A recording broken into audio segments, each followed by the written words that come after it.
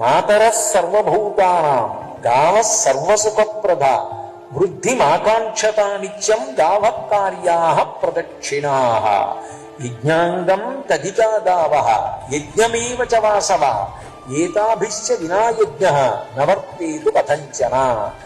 ఆవు దగ్గర నుంచి పాలు రాలేదనుకోండి, ఆవులు లేవనుకోండి, ఆవుకి నెయ్యి లేదనుకోండి, మీరు ఆవు నెయ్యి లేకుండా హోమం ఎలా చేస్తారు? మీరు హోమం చెయ్యకపోతే హవిస్సు దేవతలకు ఎలా వెడుతుంది? అగ్నిముఖంగా ఇవ్వాలి, స్వాహ స్వాహ అంటూ. స్వధా స్వధా అంటే పితృదేవతలకు ఇచ్చినట్టు. దేవతలకిస్తే హవ్యం అంటారు, పితృదేవతలకిస్తే కవ్యం అంటారు. ఈ రెండూ ఇవ్వాలి అంటే ఆవు నెయ్యి ఉండాలి. ఆవు నెయ్యి లేదనుకోండి, మీరు హోమం ఎలా చేస్తారు? హోమం చెయ్యకపోతే, దేవతలకు హవిస్సు అందకపోతే, దేవతలు తృప్తి పడకపోతే వర్షం కురిపించరు.